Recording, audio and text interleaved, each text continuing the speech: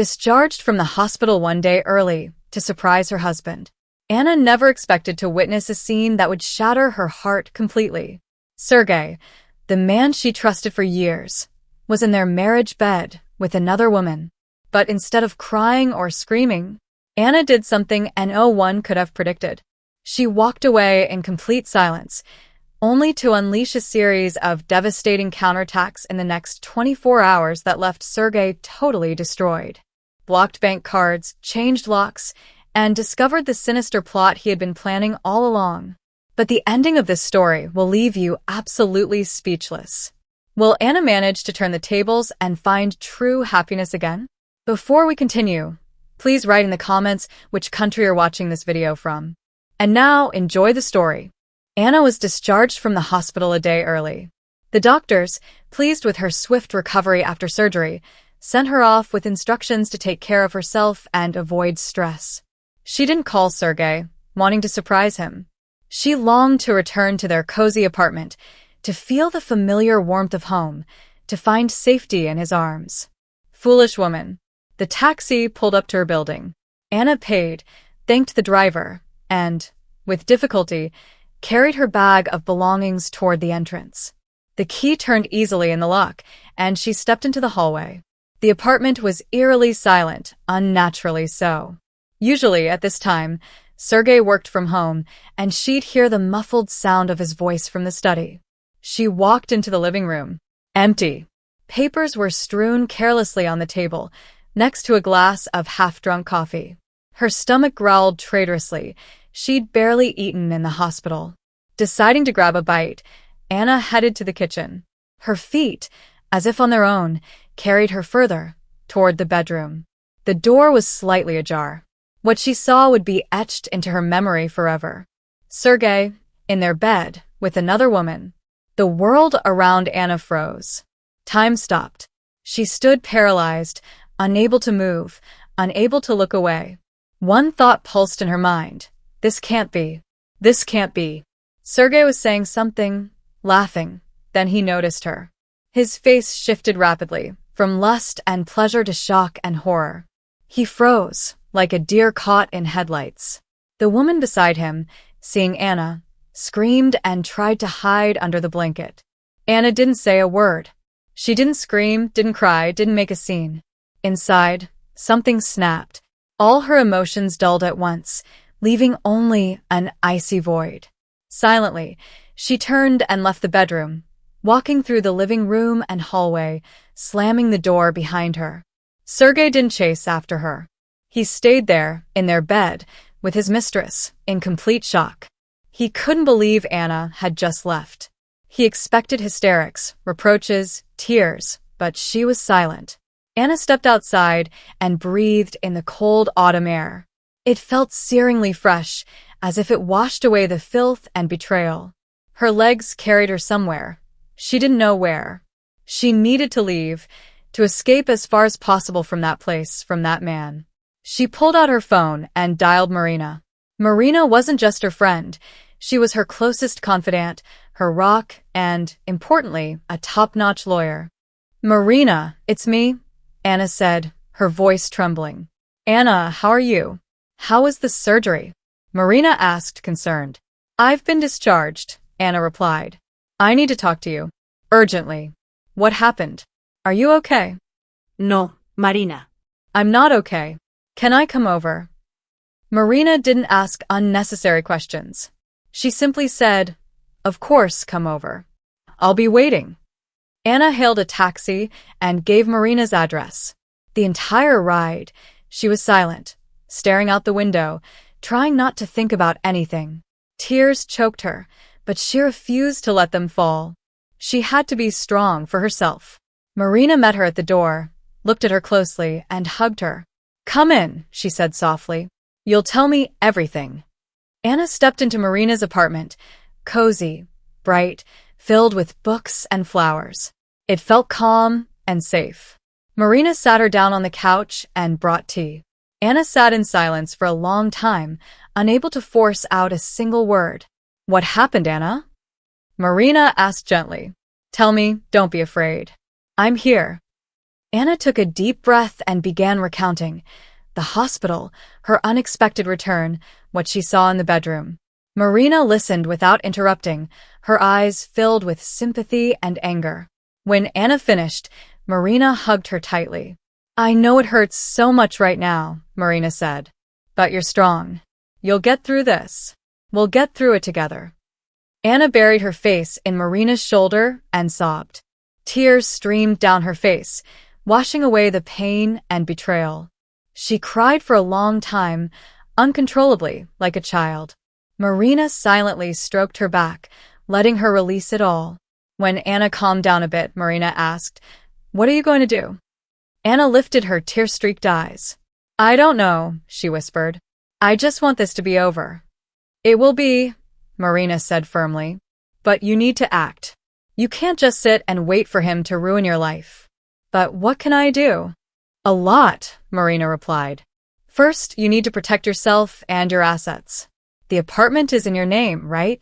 Yes, Anna nodded. The mortgage is almost paid off. Good. Tomorrow morning, we'll handle it. We'll block his access to your accounts and change the locks. You shouldn't feel unsafe in your own home anymore. Anna looked at Marina with gratitude. Thank you, she whispered.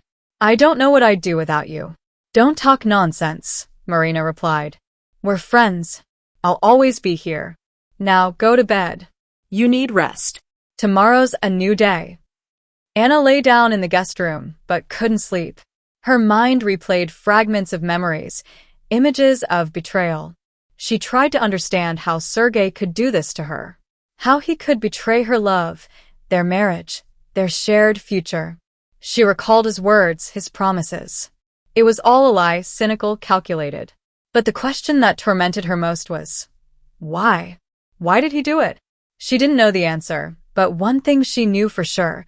She wouldn't let him use her anymore. Morning brought cold determination. Anna woke up in Marina's guest room feeling as though she'd survived not an illness, but a war. The shock from the previous day had sobered her, leaving behind icy clarity. She was no longer a victim. She was a player. And now she set the rules. Before breakfast, Anna called the bank. The operator's voice was routinely polite, but for Anna, this was the front line. Hello. I'd like to block all my cards and revoke my husband Sergei's access to online banking. Her voice was steady, professional, as if she were negotiating a complex deal. No hint of yesterday's pain, no trace of doubt, just the clarity of a task at hand. The operator asked standard identification questions, and Anna answered mechanically while mentally mapping out her next steps. She knew Sergei would be furious when he discovered he'd lost access to the money. But it was a necessary move. He wouldn't use her resources against her anymore. After finishing with the bank, Anna exhaled deeply. One task done.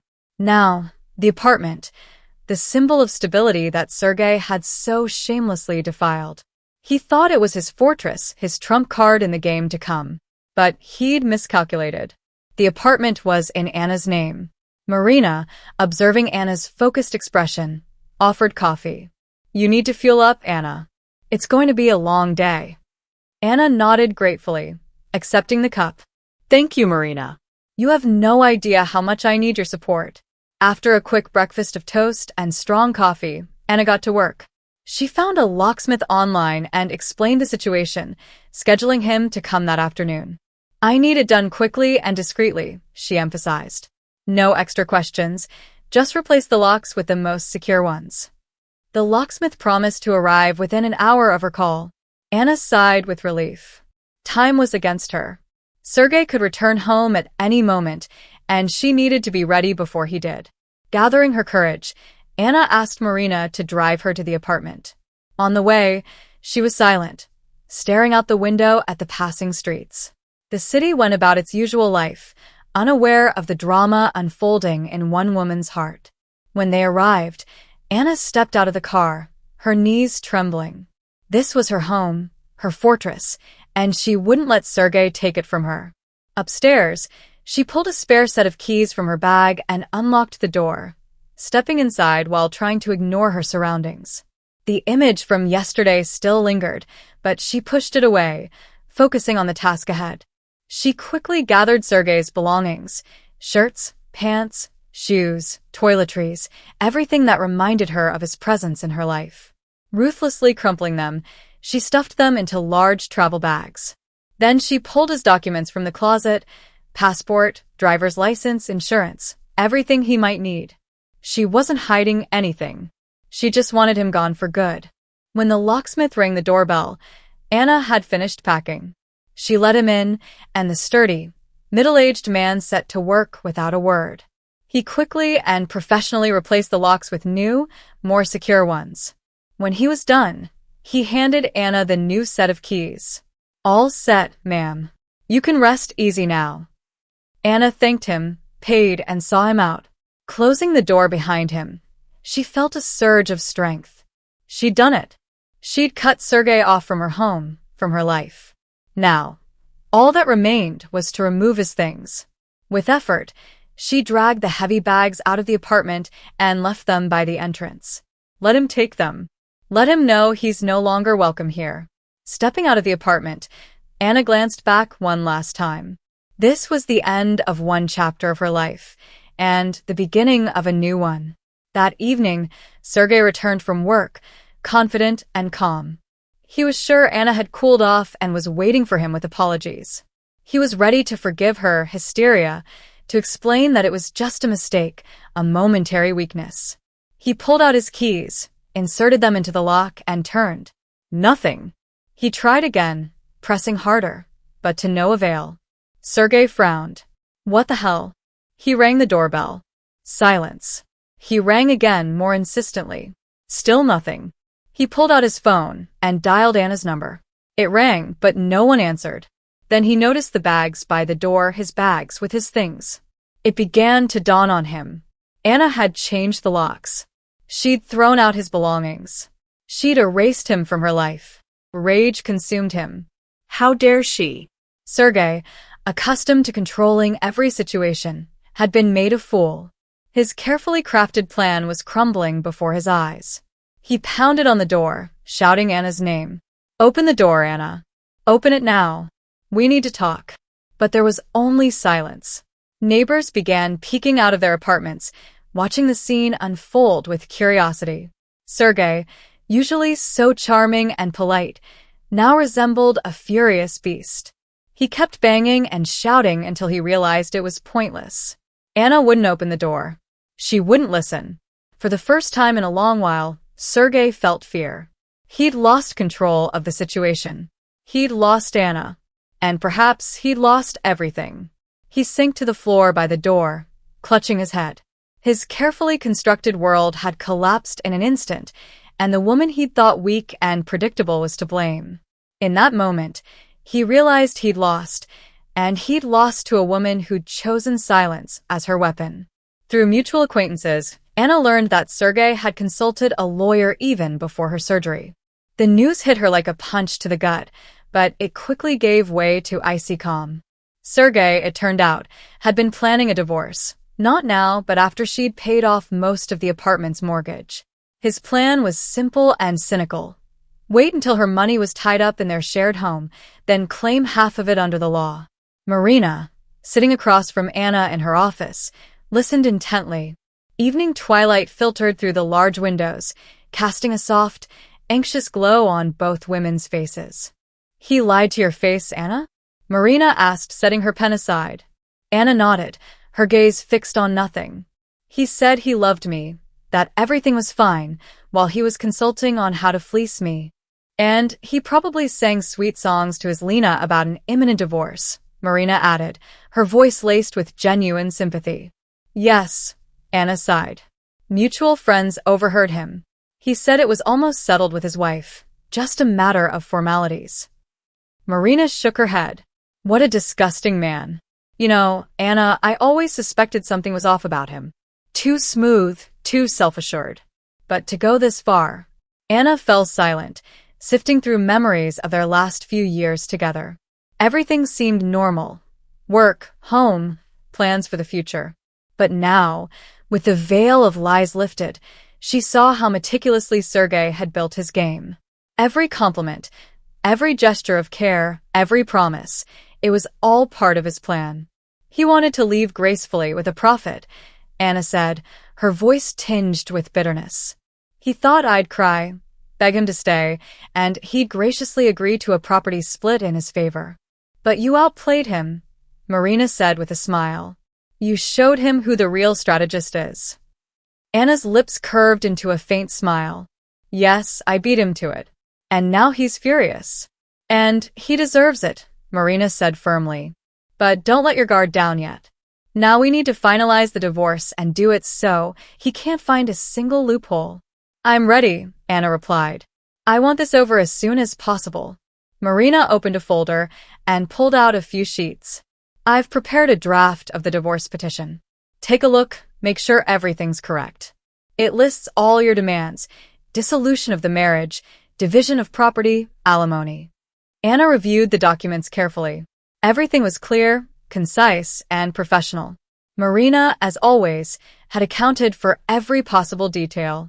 It's perfect, Anna said, handing the papers back. Thank you so much, Marina. You're saving me. No need to thank me, Anna. You're my best friend, and I won't let that scumbag hurt you. Just then there was a knock at the door. Come in, Marina called. Her assistant, a young woman with a stack of papers, appeared in the doorway. Marina Sergeyevna, these documents for the Petrov case need your signature urgently. All right, I'll take a look, Marina replied. Anna, why don't you rest for a bit, have some tea? I'll be free soon. Anna stood and walked to a small table where a kettle and cups sat. She poured herself tea and settled into an armchair by the window. Her mind swirled with thoughts of Sergey, his betrayal, and how he'd deceived her. But now, knowing the truth, she felt not only pain but also anger. Anger at herself for being so naive, for trusting him so blindly. Yet that anger fueled her strength. She was done being a victim. She was ready to fight for her life, for her future. And she would win. Marina finished with the documents and returned to Anna. So, Anna, she said, sitting across from her. What's next? Next, the divorce. Anna replied firmly. And I want it to be as quick and painless as possible. That's doable, Marina nodded. If Sergey doesn't resist. But knowing his character, he'll probably try to bargain for something. Let him try, Anna smirked. He won't get anything. That's the spirit, Marina said. I'll start preparing all the necessary documents. We'll file the petition tomorrow. Great, Anna replied. I trust you completely. Marina smiled. I won't let you down. They discussed the divorce details, possible scenarios, and strategies for a long time. Anna felt more confident, knowing she had such a reliable friend and professional by her side. The next day, Marina filed the divorce petition in court. When Sergey received the summons, he flew into a rage. He called Anna, but she didn't answer. He sent messages, begging for a meeting, but she ignored him. Sergey tried to play the repentant husband, bombarding Anna with messages full of feigned regret and pleas for a chance to talk. He wrote about how miserable he was without her, how he'd made a mistake, and how Lena, whose name he now spat out with clear disgust, was just a fleeting weakness, meaningless. Anna read his messages with cold detachment, feeling neither vindictive pleasure nor pity. She saw them for what they were, another attempt at manipulation, another carefully constructed scheme to regain control. Her silence was Sergey's worst punishment. He was used to her predictability, her willingness to compromise for the sake of their family. He expected hysterics, tears, accusations, things he knew how to handle, things he could turn to his advantage. But Anna remained silent, and that silence spoke louder than any words. Marina, seeing Anna's state, did her best to support her. She shielded Anna from the intrusive calls of mutual acquaintances who, upon hearing what happened, rushed to offer condolences and pry for details. Marina handled all the divorce formalities, sparing Anna the need to interact with Sergey or his lawyers. Don't waste your energy on him, Marina said. Let him stew in his own mess. You need to focus on yourself, on your future. And Anna listened. She felt a slow but steady strength growing within her. The pain of betrayal gradually gave way to an awareness of her own worth, a realization that she deserved better. Soon, Sergei realized his pleas and threats were ineffective. Anna remained unmoved. So he switched tactics, trying to evoke pity, whining about work troubles and financial struggles caused by his foolish actions. He complained that Lena, upon learning of his divorce and loss of the apartment, had dumped him, leaving him utterly alone. But this didn't sway Anna either. She saw his suffering as just retribution for his lies and hypocrisy. He'd dug his own grave, and now he'd have to climb out of it without her help. Lena had indeed abandoned him. She wasn't as loving and devoted as he'd thought. Upon learning of his financial troubles and looming legal battles, she opted for a more advantageous match. Sergei was left to face his problems alone. Meanwhile, Anna finalized the divorce proceedings. The apartment, as expected, remained entirely in her possession. She decided to sell it. Too many painful memories were tied to that place. She wanted a fresh start in a new home with new people. She shared her decision with Marina. "Are you sure?" Marina asked. "It's your home. You spent so long making it cozy." "That's exactly why I want to get rid of it," Anna replied. "It's not my home anymore. It's a symbol of betrayal and lies. I need something new, something that's mine alone, free of the past." Marina understood. She knew Anna needed to move forward to heal her wounds and find peace. The sale of the apartment went smoothly. Anna received a substantial sum, enough to start anew. Some time later, a new man entered her life. His name was Mark. He was kind, sincere, and attentive. He didn't try to control or manipulate her. He simply loved her for who she was. Anna hesitated to open up to him, fearing she'd repeat past mistakes. But Mark was patient and persistent. He earned her trust and showed her that not all men are the same. She told him about her past, about Sergei's betrayal, and the pain she'd endured. Mark listened with understanding and compassion. He didn't judge or try to console her. He was simply there, supporting her, making her feel safe. Soon, Anna realized she loved Mark. She felt calm and confident with him. She knew she could trust him, that he'd never betray her. They married a year after meeting, in a quiet, modest ceremony with close friends and family. Anna felt truly happy. Despite all the hardships she'd faced, she'd found her happiness. She realized that betrayal isn't a blow, it's an opportunity to rebuild your life. It's a chance to shed what weighs you down and holds you back. It's an opportunity to find yourself, to gain freedom, and to start anew. Anna no longer thought of Sergei. He became a distant, unpleasant memory, a lesson that taught her to value herself and never let anyone use her again. She learned that silence can be the most powerful weapon against betrayal and lies. It preserves dignity, saves energy from pointless arguments, and allows you to focus on yourself and your future, building a new life filled with love, happiness, and harmony.